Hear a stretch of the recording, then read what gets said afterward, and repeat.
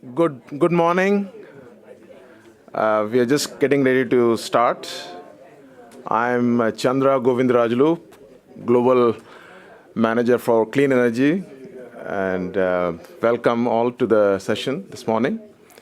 So we'll start very soon once our guests take their seat.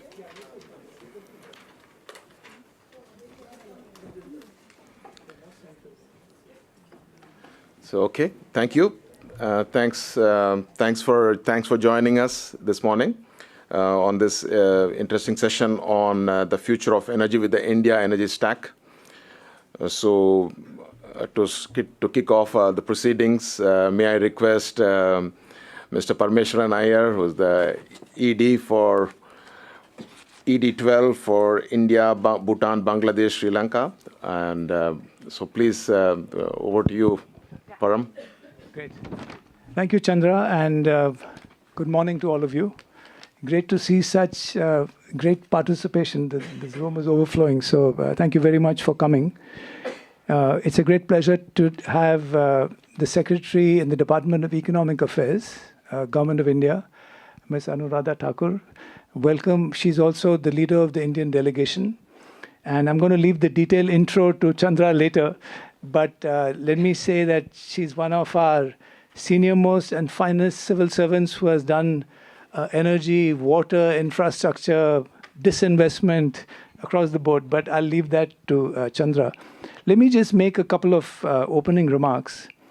So again, on behalf of our what we call EDS 12, which is Executive Director 12, which we represent India, Bangladesh, Bhutan, and Sri Lanka, and the co-host SMAP and the International Solar Alliance, it's my pleasure to welcome you all to this session on the India energy stack, but also its implications for the future of the power sector in India, but also globally, and how this can help other countries in scaling up energy access.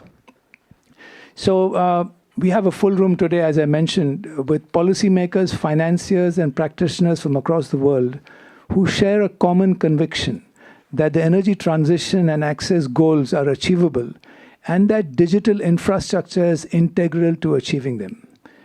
So in today's sessions, we are going to go from some key principles, foundational principles, to practical realities. And we'll examine how India's experience with DPI, digital public infrastructure, for the power sector can inform the choices facing other governments and utilities. But we'll also talk about how India's experience on delivering energy access to all can actually help one of the biggest programs which the bank is rolling out, M300 in Africa. I think there are big lessons for that. Now, this is also going to be a conversation about what it means from a demand side perspective when an electricity consumer, such as a rural household or a smallhold farmer, can stop being a passive recipient of electricity and become an active participant in an energy economy. Excuse me. That's a reminder to do something, but I'm going to put it off. So this event will spotlight this innovative model from India and explores its potential for replication globally. It comes at a pivotal moment as not only with M300, but how the bank group is advancing its knowledge bank mandate. And the Secretary will be discussing that with Pascal tomorrow to systematically globalize best practice and innovation. So SMAP, our co-host for this event, it sits at the heart of this mandate in the energy sector as the World Bank's primary knowledge and technical assistance program for energy. I've had a long association with SMAP when I used to be in the water and sanitation program. We used to work together.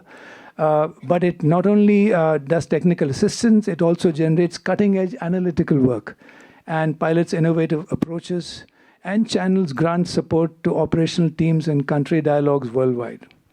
And of course, you will shortly hear much more about the International Solar Alliance. We have Ashish, the new CEO, who's also a bank wala, as we say in India, but now he's working for the Government of India, and who's doing a great job in taking ISA, which is a global alliance, but rolling out technical assistance and partnering governments and other organizations, and of course with the World Bank. And to open our discussion, I'm very honored to welcome Ms. Anuradha Thakur, as I mentioned, Secretary Economic Affairs from the Government of India in the Ministry of Finance. And I'm going to request now Chandra to formally welcome and introduce the Secretary before she delivers her keynote address. Thank you very much.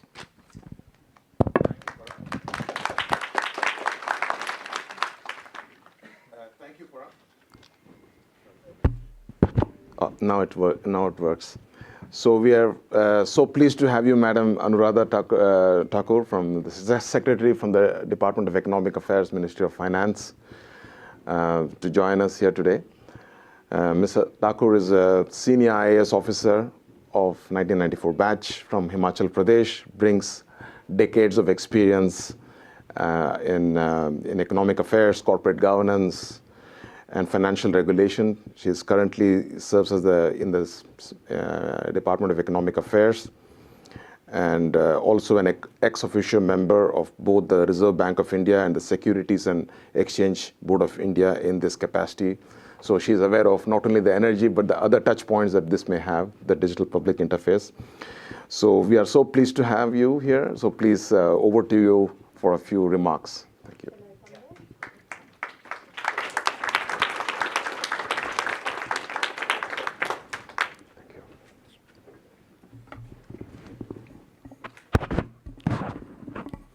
Very distinguished participants and ladies and gentlemen, I would like to begin by complimenting our Executive Director to the World Bank, Mr. Parmeshwaran Iyer, for taking the initiative to organize this very important event, bringing together such a distinguished group of stakeholders to deliberate on one of the most important things that faces us today, the future of energy. It's a privilege to be part of this timely and forward-looking discussion on the India energy stack.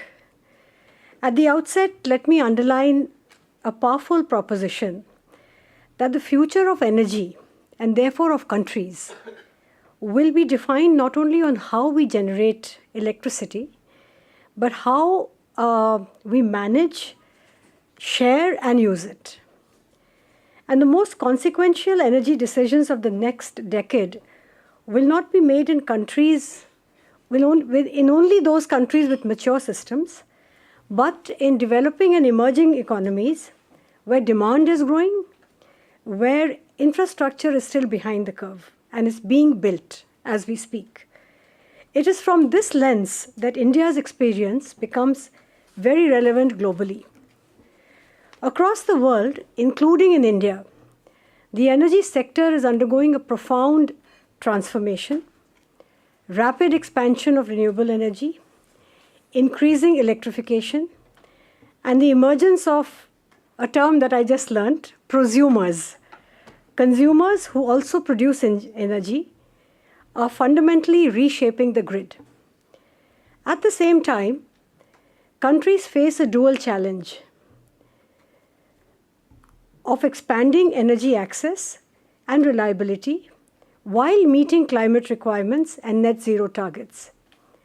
In India's case, this transformation is occurring alongside very ambitious growth goals, with energy demand expected to rise significantly in the coming decades. However, the current architecture of the power sector, characterized across many economies by fragmented systems, very limited interoperability, data silos, creates inefficiencies that come in the way of a successful and smooth transition. Accelerating this transition is not just a technical challenge, it can also be politically complex and very capital intensive. These challenges stem from legacy systems, institutional constraints, and outdated financial models, and addressing them requires systemic transformation that leapfrog this challenge that is in front of us, not just incremental change. India's experience in building digital public infrastructure, such as the Aadhaar and UPI, demonstrates how foundational digital layers can transform entire sectors. Before these systems, identity was fragmented, payments inefficient and siloed. With this DPI, we have achieved interoperability at scale, trust, and innovation. The central insight is that when digital infrastructure is built as a public good, it unlocks exponential value for the entire ecosystem. Applying this lesson that we have ourselves learned on our journey of financial inclusion to the energy sector, the India Energy Stack has been conceived as a digital public infrastructure for power, a unified, secure, and interoperable digital backbone. The India Energy Stack, which I know will be discussed in greater detail today, is envisioned as a standardized, modular, and open digital architecture that enables seamless integration across the electricity value chain. It seeks to address key systemic challenges by providing unique digital identities for consumers, for assets, and for transactions, enabling real-time, consent-based data sharing, and offering open APIs for interoperability and innovation. In essence, what the Aadhaar did for identity and UPI did for payments, the India Energy Stack seeks to do for the power sector, creating a seamless, secure, and consumer-centric ecosystem. This transformation can be understood through three key pillars. One, smart grids, which enable a shift from static to dynamic, demand-responsive systems through advanced metering and real-time analytics and AI, improving efficiency and facilitating renewable integration. Connectivity, which addresses fragmentation by enabling seamless data exchange across utilities, consumers, and service providers through interoperable digital frameworks and standardized protocols. And consumer centricity, perhaps the most transformative pillar, redefining consumers as active participants, producers, consumers, and traders of energy altogether, empowered to make informed choices, optimize consumption, and contribute to a more flexible and resilient energy ecosystem. At its very core, the India Energy Stack is built on three-layered architecture. The first layer, which comprises core data infrastructure, including digital registries, standardized protocols, and secure consent-driven data governance. The second layer, providing core services such as open APIs, data exchange platforms, payment and settlement systems, and analytics engines.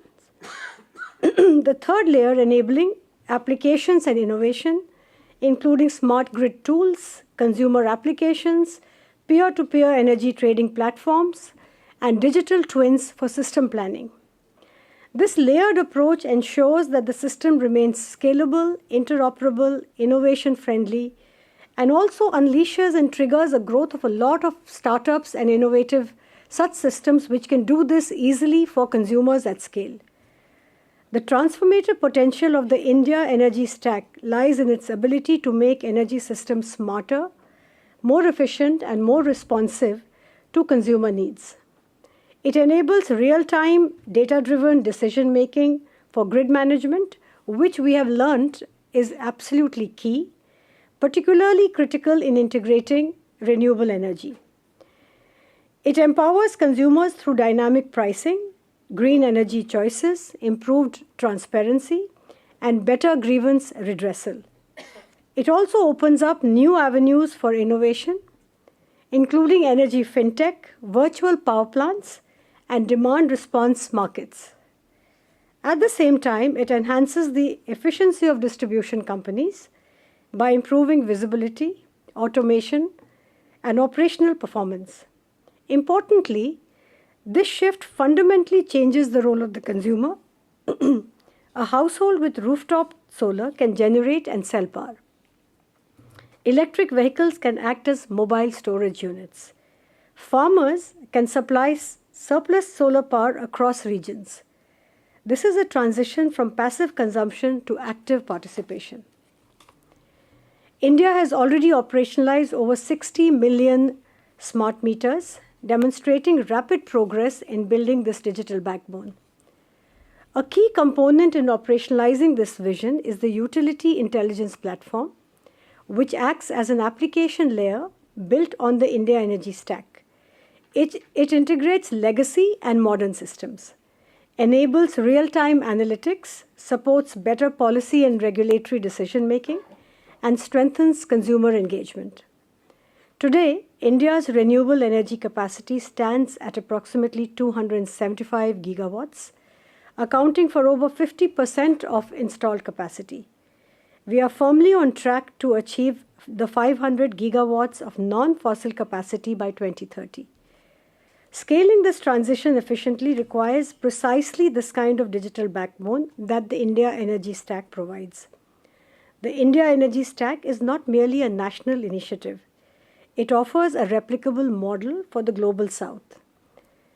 Many countries face similar challenges of fragmented systems, limited interoperability, and constraints in scaling innovation. The India Energy Stack demonstrates how a DPI-based approach can enable countries to leapfrog traditional barriers and build future-ready and resilient energy systems. The key lessons are clear. Build open and interoperable systems, treat data as infrastructure, enable innovation through standardization, and place the consumer at the center of the energy ecosystem.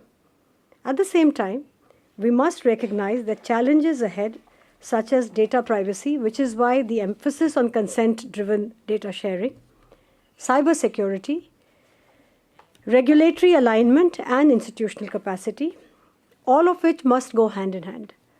These must be addressed with foresight, trust, and robust governance frameworks. This is also an area where international collaboration is critical. India looks forward to working closely with the World Bank, the Energy Sector Management Assistance Program, the SMAP, International Solar Alliance, and partner countries to share experiences, co-develop solutions, and scale innovations. We see immense potential for cross-border collaboration in building interconnected, resilient, and sustainable energy systems. Going forward, the focus will be on pilot implementation, development of a national roadmap, capacity building, and scaling the platform across the country. The ultimate objective is to create a trusted, data-driven, and innovation-oriented energy ecosystem that serves both economic growth and sustainability goals. Let me conclude by emphasizing that energy transition is not just about adding renewable capacity. It is about redesigning the system itself. The India Energy Stack represents a shift from fragmented to integrated systems, from supply side to consumer-centric models, and from static infrastructure to intelligent, adaptive networks. Ultimately, this transformation is not just about megawatts. It is about intelligence, integration, and inclusion, and about building an energy future that is cleaner, more efficient, and more resilient for all of us. Thank you so much.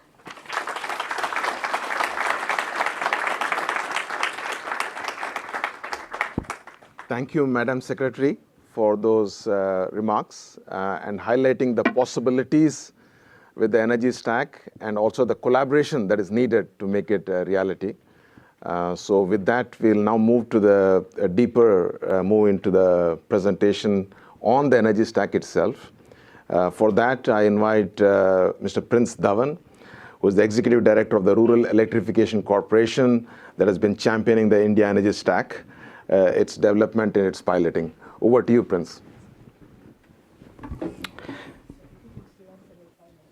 That will be amazing. If, Madam Secretary, you could stay a little bit longer with us, it'll be really, really nice. Okay. Thank you.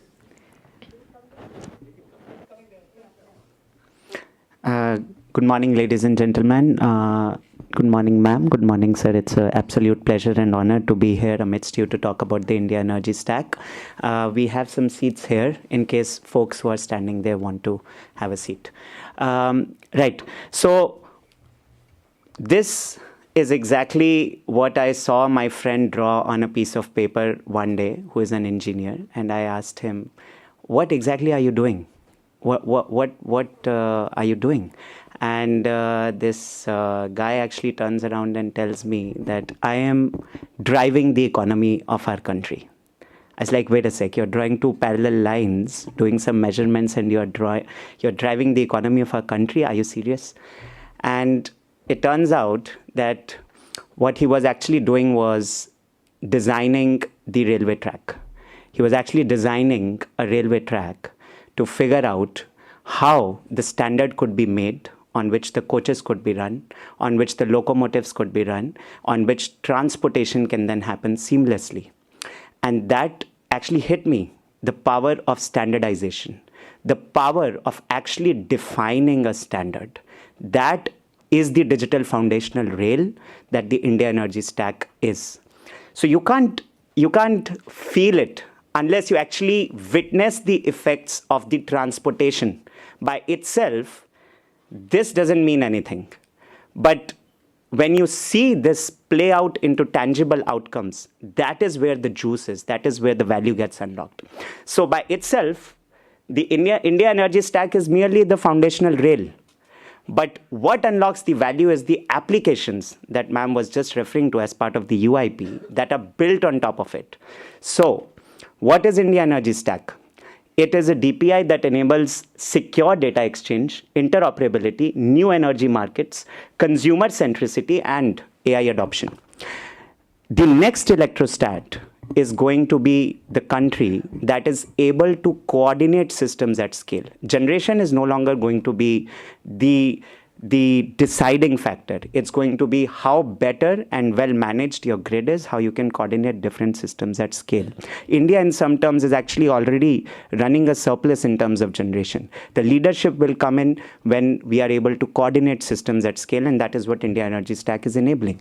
Why do we need this? Because the global challenge is all about rapid growth of distributed energy, fragmented data, high transaction cost, and passive consumers. But I want to show you the juice on the service that is, thank you. I want to show you the actual value unlock that happens when you see that transportation service. We don't want to just stay at the rails. We want to see the actual value unlock of the service.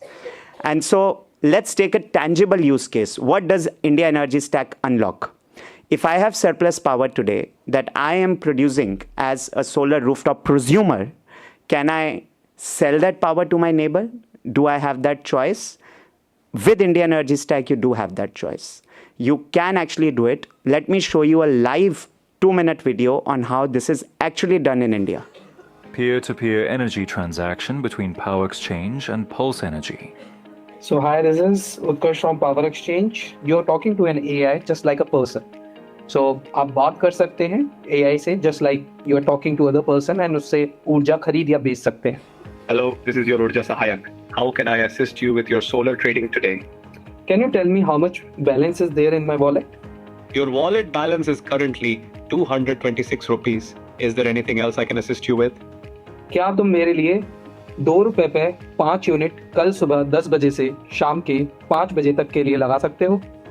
आपके लिए 2 रुपए प्रति unit के हिसाब से 5 unit का बेचने का ऑर्डर सफलतापूर्वक लगा दिया गया है. यह कल सुबह 10 बजे से शाम के 5 बजे तक के लिए है. यूनिट्स 5, प्रति यूनिट मूल्य 2 रुपए. आरंभ समय सुबह 10 बजे, समाप्ति समय शाम 5 बजे. क्या आपको कुछ और सहायता चाहिए? Just checking if the same order has been placed and visible in my pending orders. Now this is how a buyer will experience this from consumer side. Hello everyone, my name is Akhil Jayaprakash. I'm the founder at Pulse Energy. In Pulse Energy, we have built India's first peer-to-peer energy trading platform on WhatsApp. It's called Urjan AI. मेरे को आज बिजली खरीदना है शाम को.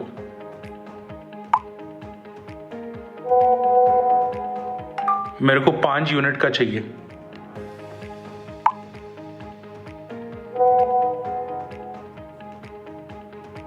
At February 2026, 10:00 AM के लिए 5 यूनिट की लिस्टिंग खोज रहे हैं.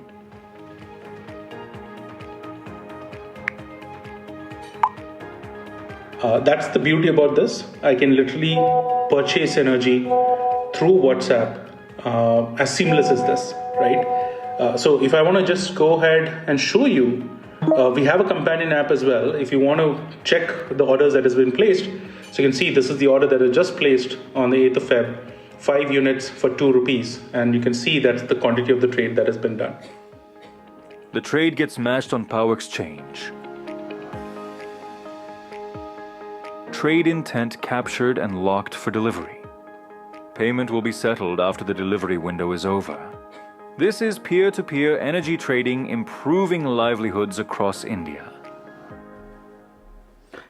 So that was just a simple demo of how we actually unlocked the power of consumer getting the choice and the agency to whom he or she wants to sell this electricity to. And why only sell? Maybe I just want to gift it. Maybe I just want to gift it to my friend, to my sister, to my parents. Maybe I just want to donate it to I have some excess electricity, I just want to donate it. So the possibilities are enormous. What did IES do? IES is sitting at the top here, but actually literally it's actually at the very bottom. On top of that, we had multiple platforms. You don't need to be on the same platform. We saw 2 different platforms. The buyer was on another platform. The seller was on another platform. So it's very empowering, very open. What we also saw were AI agents abstracting out the complexity of the trade so that a normal retail prosumer and consumer can actually participate in this economy. And these 2 AI agents are actually negotiating with each other to close this deal. So that is what the India Energy Stack is essentially unlocking. It is literally unlocking the power of AI agents for 1 billion people. Participation becomes simple and accessible with AI agents. You don't need to know the complexity of how things are actually traded. And this is just one use case. This is just one way in which India Energy Stack is unlocking value. It is bringing the conversation forward from energy access to energy agency. We just heard about the M300 vision, the M300 program of the World Bank and the African Development Bank.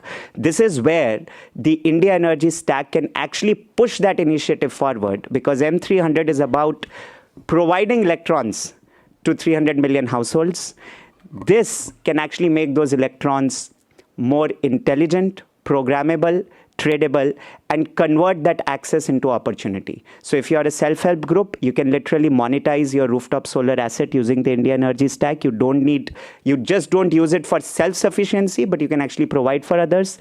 If you are any entrepreneur sitting anywhere in the world, you can build a platform without the need or worry that whether my platform will work with different systems, because we have standardized it. It's like those rails. Now different coach makers can compete with each other and build the best coach. That's unlocking market. That's market making. And if you're a farmer in Africa with possibly one digital grid, you can actually then trade this electricity and become an active participant. Sometimes my father used to tell me that if you can't figure out who you are, the best place to start is to figure out what you are not. Maybe that helps you decide who you are. So what IES is not, that's equally important to understand. IES is not a centralized database. It's not a software product. It's not dependent on strict hierarchy, because it's essentially between different systems, which may then be having hierarchy amidst themselves, but that's not what IES is recognizing. And it's not a tool to integrate internal systems of any stakeholder. So every email application, some may prefer Apple Mail, some may prefer Outlook, some may prefer Gmail. Every email application has their own internal way, own internal customer interface. That is not what we want to standardize. What we want to standardize is how do you talk to each other? How do you transfer this data to each other? So we don't want to scuttle innovation, we want to promote innovation. Over standardization can also lead to scuttling innovation. So that's a fine boundary, and that's why we draw those boundaries very clearly for ourselves. IES is built on 5 building blocks: who, where, how, what is the mechanism to trust, and what flows. These are the 5 essentially building blocks of the India Energy Stack.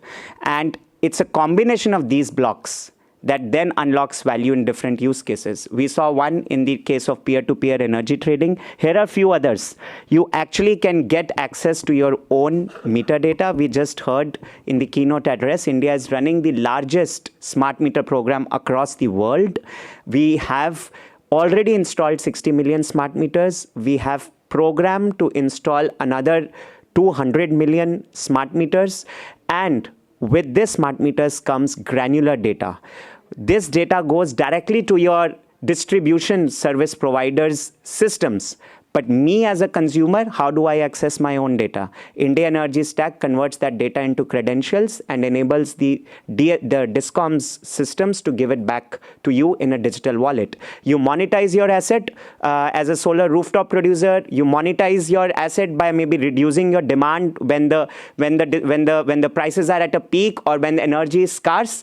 That peak load shaving, if you can manage that, you may earn out of it as an incentive. So maybe you can actually end up paying your EMI by earning out of the systems that are built on the India Energy Stack. That is what the India Energy Stack is all about. If I am planning an industry in the country, which is the best place to establish that industry? We have a federal setup in India and many countries across the world. The setup is federal. The tariffs are not uniform everywhere. So where do I set up my industry? Where do I set up a data center? How do I figure out what are the tariff policies?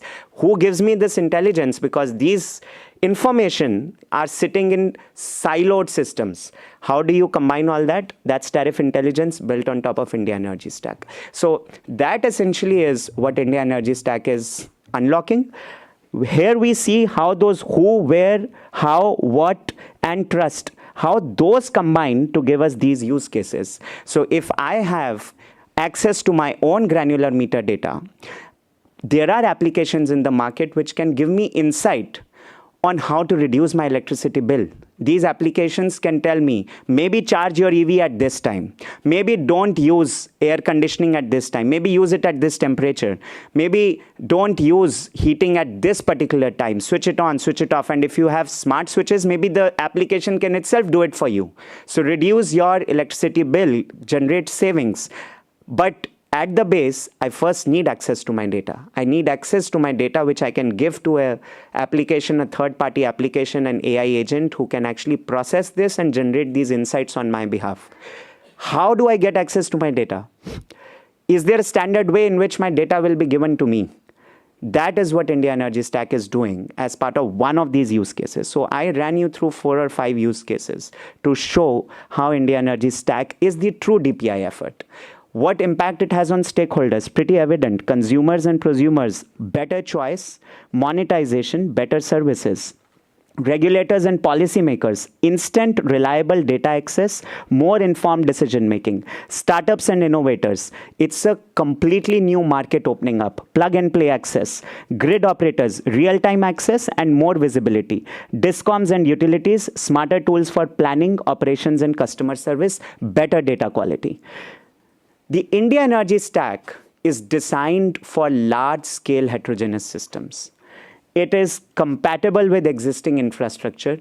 It supports public and private innovation and AI enablement. With the World Bank's vision, current flagship theme of inviting private capital into development, how do you source that private capital into development? That's what India Energy Stack is unlocking. It's providing that exact avenue where you can actually make the private sector partner with you in this developmental journey.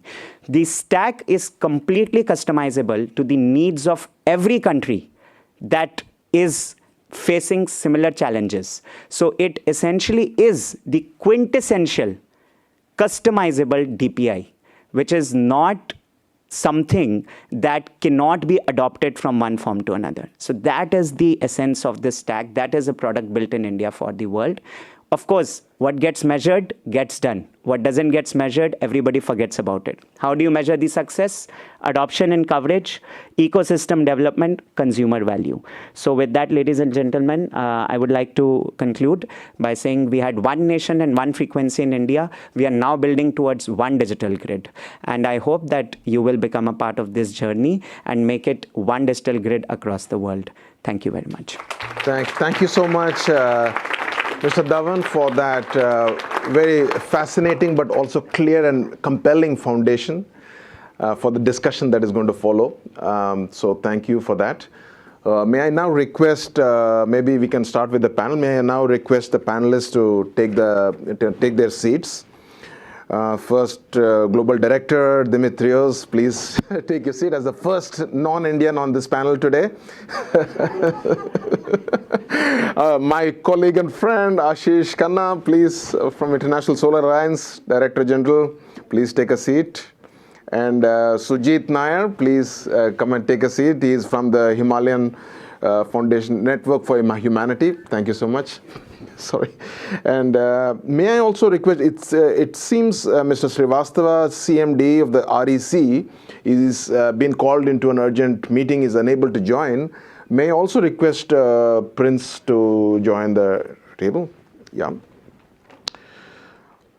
So we are running a little bit late, so maybe we'll get started with the questions to go deeper into some of the issues that were presented and also highlighted by the Madam Secretary. My first question goes to Dimitrios. Dimitrios, the bank works, as we all know, with financially stressed, operationally challenged, stretched utilities across the world in emerging markets. How central is digitalization to the programs on utility performance and modernization that we support? And number two, do you see models such as the IES being viably implemented in our client countries? Thank you very much, Chandra. Good morning, everyone. And again, let me just repeat that. I really feel very privileged to be the non-Indian in this group. But as a Greek, I have to say I feel great affinity with India. Second best food in the world, very old civilization, and I was lucky enough to work quite a bit in the energy sector in India, and it has been some of the best years of my career. And I'm really looking forward to what we can be doing together with India. And I have to say big thanks to the Office of the Executive Director of India, who came up with this idea, our partners at REC. Because indeed, I think what the potential is here, and we have always talked about using South-South exchanges, the experiences, as the Secretary mentioned earlier. It is particularly valuable for the countries where we work in to hear from other countries as they build their infrastructure, as they're facing the challenges that they're facing. Not everything is perfect, neither on paper nor in reality.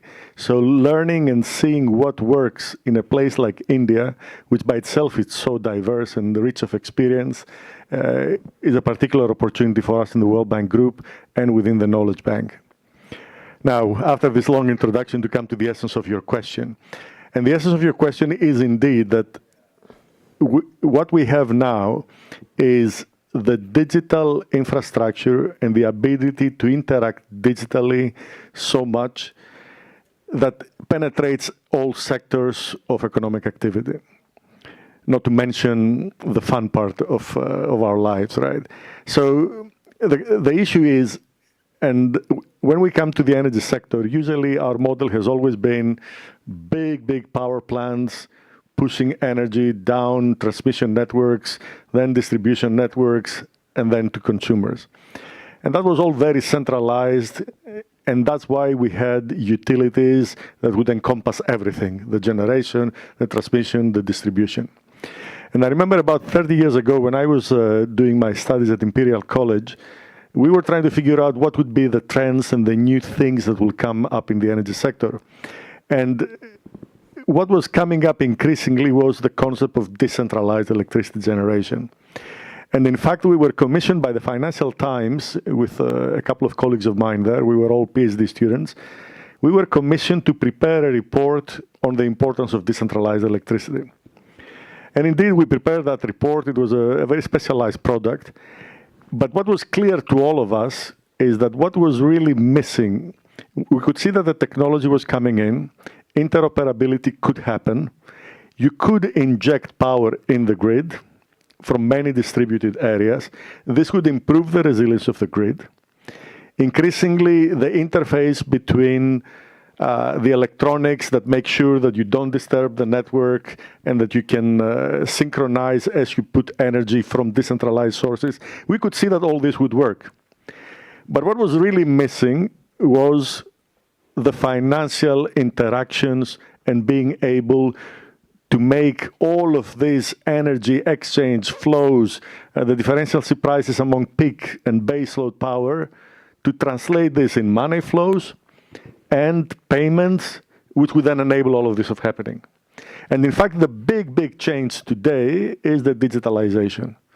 And I think what you're trying to do in India, what you're going on with the IES, and I have to say this is a nice name, but I'm sure we can do it better. Because the Indian energy stack is fine, but stack is a word that doesn't mean enough to many people. So I think if we decide to bring it elsewhere in the world, we have to work on the name. but still, I think the real possibility is exactly this. And we had a fantastic experience in India on promoting solar rooftops, very successful program. That has been a template in other countries. And my sense is that the more we can enable digitalization and the more we can enable what you're trying to do, which is allow everyone, literally hundreds of millions of people, to interact on the energy side, underpin everything with payments, and do this in an environment of trust, doing away with platforms and monopolies of how data is organized, is just one of the most fascinating things that I have heard in the last couple of decades on what is happening in the sector. So it's all really great stuff, and I'm really looking forward to see how exactly it will work. In the World Bank, as you probably know, we invest in millions of digital meters around the world. And the logic of that is to help utilities basically stop losing energy, stop losing money. If that infrastructure can be used to promote individual investments and then exchanges of power, then I think we're taking everything to a completely different level. So this is all really exciting stuff. Thank you, Dimitrios. So we now, we now move to Ashish. Ashish, the peer-to-peer pilot that actually Prince also showed, improves the economics of rooftop solar by letting owners monetize surplus generation, right? So which directly accelerates distributed solar deployment. So how can ISA, with its member countries and also the challenges that you all know very well, how can we make this possible and get this word out and show this experience in other countries? Thank you, Chandra. It's wonderful. Am I audible? Good. It's wonderful to be back. It's a little strange feeling to be on the other side. I might be the only person in this room who both has a retiree badge and a spring badge as well. Let me start by saying two fundamental things I will request all of you to take from this meeting. Number one, I've got convinced, but hopefully you will over a period of time, that what Amazon did to retail, versions of India energy stack in different countries will disrupt the energy sector like that in 5-10 years. We will fundamentally change the way we understand energy sector. And that's going to happen through digitization and AI. The second part is, why is International Solar Alliance in an AI discussion? Because as people get a lot of solar rooftop in India, I'm just coming back from Sri Lanka, 2,300 megawatts of solar rooftop in a 4,000 megawatt system. The distribution companies are just not equipped. They're saying we were designed for a unidirectional flow. How can we manage a bidirectional flow when I don't know what's happening in my grid? The digitization and AI will be the prerequisite for meeting the goals of energy access and energy security, because solar and storage is the cheapest, but it will become the binding constraint if you cannot do a very good digitization and AI. And therefore, because it's a binding constraint, International Solar Alliance has come with a global AI mission for energy, hopefully a better word than India Energy Stack.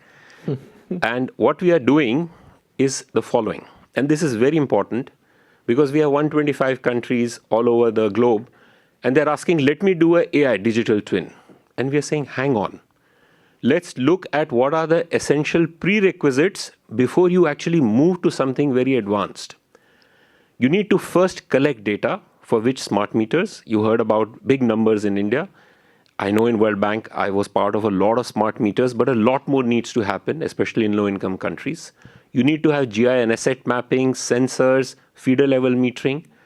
But once you have collected the data, what are your tools for analyzing this data? You, of course, need to have SCADA. A lot of you in energy sector are doing SCADA packages.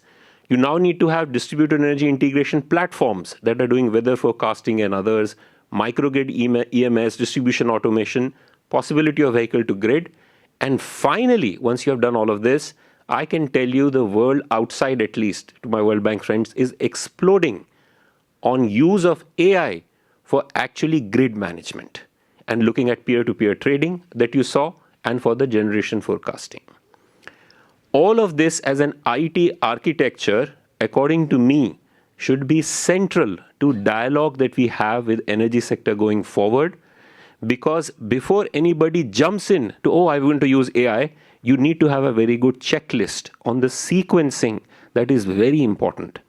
And something, what is a beauty by the Indian energy stack is what I'm saying, the DISCOM CMDs are telling Prince in that meeting as well. It's very good. You have got something above the distribution. Hey, there are lots of other things under the distribution that need to be in place as well.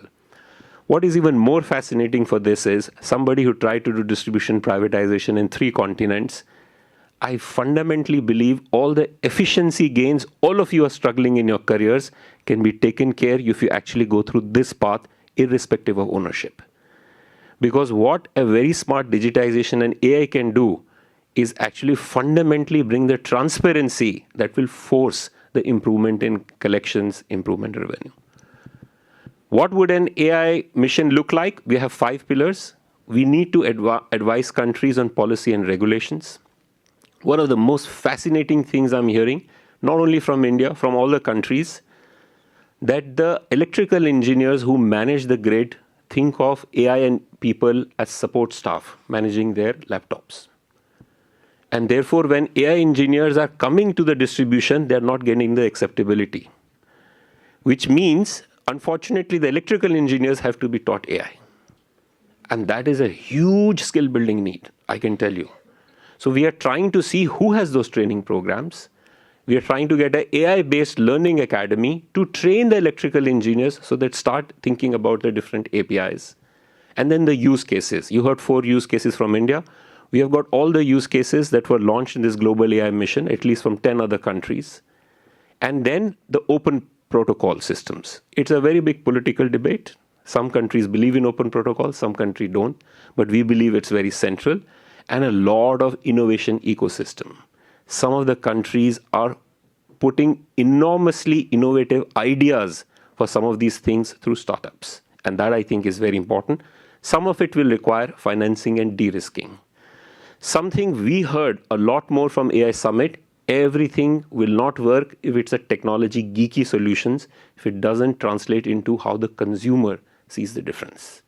And that's something I must confess, because I'm in World Bank, I'm telling all of you, remember that filter all the time. The politician will only and only understand if you can translate all of this to what it means for the citizen. This is extremely important. What is going to be success for us? Thankfully, because this is so fascinating, we are actually inundated with requests from countries. We are now doing AI digital twin pilots through some grants in 2 states in India. By the way, some of you who ever go to India, go to Jaipur. A $2 million investment in a digital twin is already giving $20 million of benefit in a year. We are doing it 2 utilities in India, Bhutan, Sri Lanka, Ghana, Mauritius, and Brazil. That's the interest that we have got. We are trying to create an AI academy to train at least 100,000 individuals. The interoperability of architecture that we are working with all the partners, Sujit will talk about a lot more. At least 4 to 8 digital innovation nodes. This is also what we are doing with partners. There's a big innovation competition that is right now happening on which is the best startup ideas to accelerate this change. And finally, we hope that once we are doing all the pilots, this will need some blended capital as well, with 300 million to 400 million. So we are not stopping at just the ideas. This is a real implementation plan. Thank you. Thank you, Ashish, for that very visionary plan of where this can take us, and not only in India but globally. I think, and ISA and the collaborations that are needed will be very much part of this. And with all these things, pilots are great to learn, right? And it's good that we have some pilots already, not only in India but also outside. Maybe I'll turn to Prince, and from the pilots that already are underway, what are the collaborations that made those possible? That's super important. And what are the infrastructure or other prerequisites that you had to fix to get that done? Yeah, thank you. I already spoke a lot, but I'll just briefly comment on that. So to make any of this work, there is a lot of legacy systems that need to be customized to understand the specs and the protocols that are defined as part of the India energy stack. And that essentially is really the hard work that went into unlocking some of these use cases and making them happen. For instance, for the peer-to-peer energy trading, we needed to standardize how DISCOMs will communicate the actual consumption and production done by a retail consumer to a third party. They may be consuming this data internally, and they may be having bespoke systems. Each DISCOM may have its own system of how it manages this data and generates a bill for the consumer, or maybe uses it for its own operations. But when it needs to go outside the DISCOM, then it needs to be standardized, and it needs to also follow cybersecurity procedures. And it also needs to be governed by consent. And so that is where we faced a lot of challenge. We brought in something like a central ledger, which integrated some of these systems. So the DISCOM had to modify some of those systems to integrate with the central ledger. Another challenge from the platform side was, how does the platform communicate to the DISCOM? There are in the country 84 DISCOMs, distribution companies, utilities, 84 in India. And can be X number of platforms. There are already 11 live on Google Play Store and Apple. There could be more coming up. How do these X number of platforms actually start communicating with each of these 84 DISCOMs, and how do they exchange data?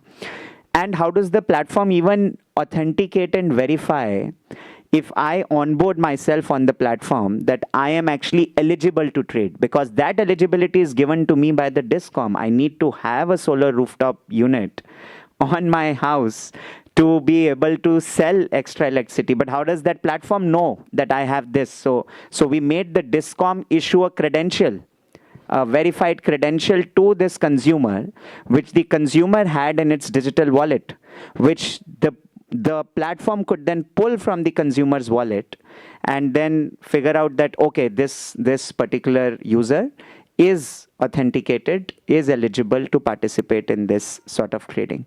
So those kind of changes and those kind of, I would say, tech developments are going on behind the scene. And we needed, REC Limited is actually playing the fundamental role in making these changes happen, both on the DISCOM side and in terms of signaling to the market as to what private players need to do to come on board and integrate with these systems. And of course, as DG ISA just mentioned, there is need for financing all of this development. There are new startups coming in, there are new technologies coming in, and there is a need to finance this. There is only seed capital that maybe the government can provide initially, but ultimately it has to be taken over by the free market. And that is where the role of the private sector becoming partner in this developmental process becomes crucial. So yeah, I think Thank you, Prince. Very just a quick follow-up. Did the DISCOMs have to put up additional investments for the pilots? So the short answer is, for the time being, no. because REC Limited kind of helped them, Sure. and the Networks for Humanity also helped them. And this was part of the government's flagship program, so therefore no initially. And also in the long run, it's a classic question: who pays for these smart meters? Am I paying for it? So the hope is, and that's what we feel, that the value unlocked will be so much to compensate and recover the initial investment that is made, and so that is what we see happening in the long run. Thank you so much, Prince, for that. Now I turn to Sujit. Sujit, you are championing the digital public infrastructure, so open, interoperable systems built on shared standards. Because this is not coming to the energy sector as a pioneer. It has been done and tried in other places, right? What is your thinking around what has happened before successfully and what needs to happen here in energy to make it really a scalable and replicable solution? Well, thank you, Chandra. Firstly, thank you, SMAP, World Bank, ISA, for having me here. Good, fascinating conversation. I had the good fortune of explaining it to Dimitrios and a bunch of audience on the concept of how India is building networks as the DPI for the next, and India Energy Stack is a reflection of that. Talking about DPI, I had the good fortune of having been part of some of the early DPI efforts in India, right from Aadhaar or UPI, and now I extend the good fortune into IES as a member of the task force and the co-architect of the India Energy Stack in terms of its design. I think few things about DPI, and it's very important. We sort of very early on distinguished digitization as a way of thinking and doing, and digital infrastructure as a way of thinking and doing. I think sometimes we equate to be the one and the same. We think that, digital infrastructure as a way of thinking, the DPI as a way of thinking, is a very, very important way to look at how do you deal with any sort of complex change that happens at population scale. And we have seen that happen multiple times. And to see how India has been doing that in the last 15 years, I can just dial back time to like 2009, 2010. iPhone was out. Everybody is having smartphones. Android was almost on the fray. But India, on the financial inclusion side, India was looking at 18% banking penetration for a country as large as what we are. And then we realized that it's not just about regulatory and banking reforms that will solve for inclusion, but there is an opportunity for technology. But technology, not in the conventional design of how we think about solutions and platforms and applications, but as a way of infrastructure. So building those rails, and I'm so happy that Prince brought those rail picture at the beginning, and so as a kind of like a constant reminder of it's not the train, it's the rails that we are setting up, because once you set through a rails or a road through a village, suddenly that development happens. So to create that infrastructure and then use the rails, and in a very, very minimal, and I use these words very, very careful and important, IES is not a very heavy design. It has to be very, very simple set of building blocks. Each by itself is not a solution, but when you put those building blocks together, you can build a solution for that specific context, for that specific care, no matter who you are as a participant in the economy. If you think of as a bank, if you're thinking of as a consumer, if you think as a fintech, how do you put together these loose building blocks together to achieve something? And that experience showed us a way that it can be done. We can look at solving for complexity and driving growth. We went from 18% to 85% banking in literally about less than a decade, something that probably no emerging economy or any economy has achieved in the past. And we don't think, therefore, digital public infrastructure is a way of thinking. Definitely reduce the cost of formalization, increase the cost of, increase participation and reduce the cost of access fundamentally. And that's what we have learned from Aadhaar to banking to several things that we have done. Today, even our small business invoices are machine readable, which means they have greater visibility to what's happening. And it's also made the economy data rich. At the end of every month, we get the UPI numbers, we get the tax collection numbers, because the infrastructure is emanating data that's proven trustworthy, that allows us to know which way we have to shape this journey as a country, as an economy. So that's the DPI thing. I think there's benefits to it. Now, I was a little unsure of this conversation about what does DPI mean for energy. I'm not an energy expert, clearly you can see that, but I'm more of a general digital plumber is the way I see it.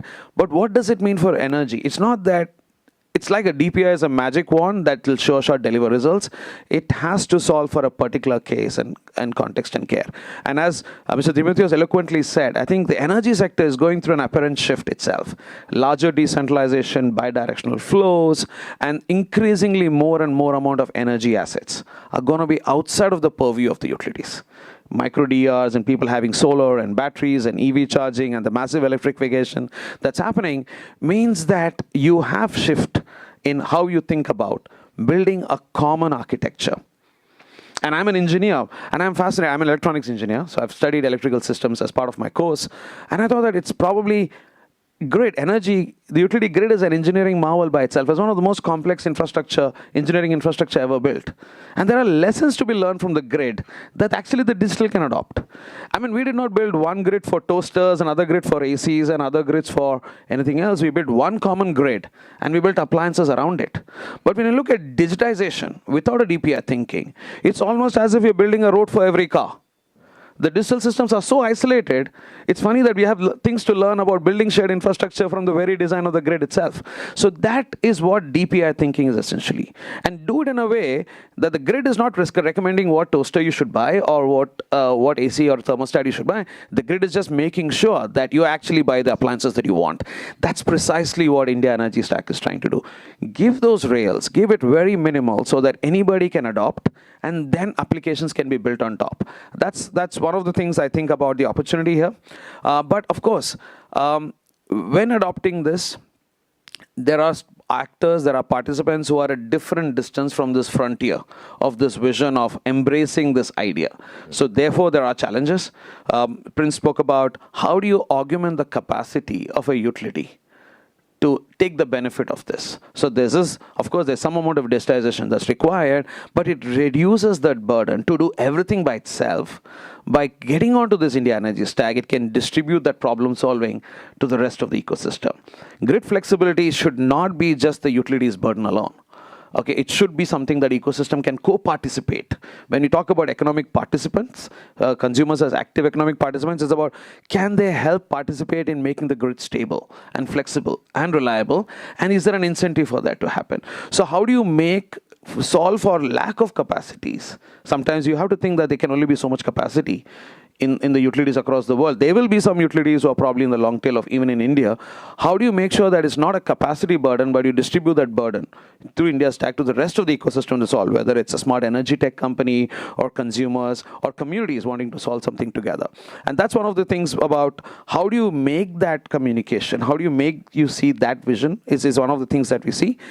And I think generally regulations catch up slow on technology. So for example, we talk about peer-to-peer. Peer-to-peer is just one imagination of this.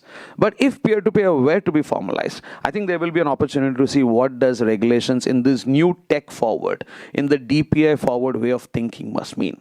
So there is that requirement. And the last part to your point about the name of India Energy Stack, I think it will be a travesty for India to build such a phenomenal set of building blocks, just keeping the specific context of India in mind. It is built as general purpose building blocks that can go from a very, very context specific implementation in one country to make it context agnostic and deploy it in a very, very context specific way for that. I mean, Mauritius would have a different set of requirements than India, but that doesn't mean that these building blocks cannot be applied there. But it has to suit to the care and context and the urgency of the matters that Mauritius would require, or any other country, or for whole of Africa for that matter. So this is very important part of the design thinking that goes into this. We let the rails be unopinionated, independent, general purpose, and the applications on top of it are catering to the ecosystem that it serves. And that is an important part, a design principle in the design, and those are some things that we want to do.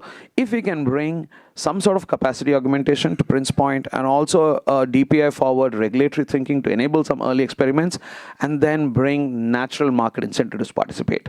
The last point I want to mention is most of the energy transformations, digital transformations that I have seen, thanks to my work in India Energy Stack, is specific to what transformation can happen within the energy sector. I'm so happy that Madam Secretary was here from Economic Affairs. India Energy Stack, or this way of the digital grid thinking, is about also integrating the rest of the economy into the grid economy.